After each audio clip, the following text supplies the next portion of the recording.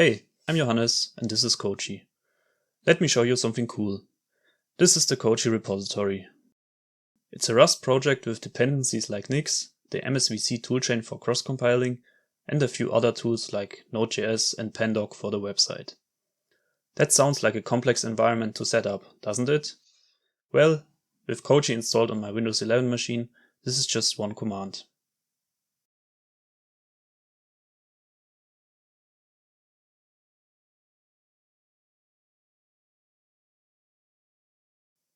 After a few minutes of downloading, I can launch into my freshly created code machine. And here's the cloned Kochi repository.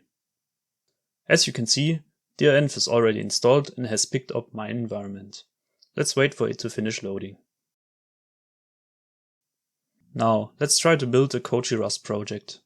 We're currently on a Windows 11 host inside a Linux virtual machine powered by WSTL2. Kochi's build system is based on Nix, which is currently only available on Unix systems. So when compiling for Windows, I have to cross-compile using the MSVC toolchain. The great thing is, my environment automatically detects that we're on WSL and configures everything accordingly. Okay, let's just wait for the build to finish.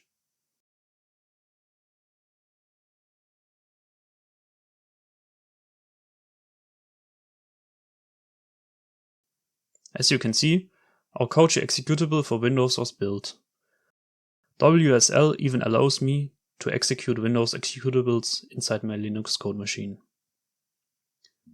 Well, that was easy. Just 15 minutes ago, we had a vanilla Windows 11 system with no build tools, and now we are cross-compiling the Kochi project. But that's not all. Let's take a look at our Windows Start menu. There's a shortcut to Visual Studio Code in our Kochi code machine. Let's open Kochi's code and make a modification. As you can see, the Rust language server is already enabled in VS Code. Without having to set anything up, I can just start coding. Let's add a little hello world to the main function.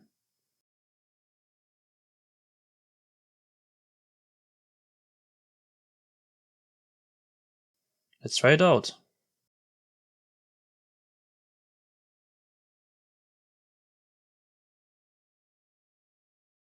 Alright, that was quick and easy. What if we want to modify our code machine itself? If we go back to our initial Kochi clone command, we specified the flag attribute NixOS modules.kochi, which points to our code machine configuration. Here, it's the configuration.nix file. This is just a plain NixOS module, which means you can use the whole NixOS ecosystem, for example Home Manager, devenv, flocks, and much more. Let's enable the Postgres database in our code machine. Now we need to tell Kochi that our machine configuration has changed. We do that with Kochi rebuild and the name of our machine.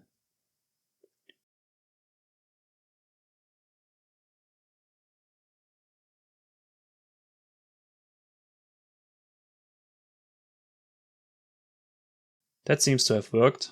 Let's check if we can access Postgres.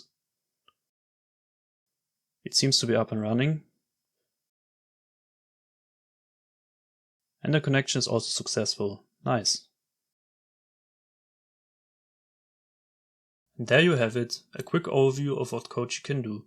There are many more features we didn't have time to show, but if you're interested, you can find them on our website. I hope you give it a try and let us know what you think or if you encounter any issues.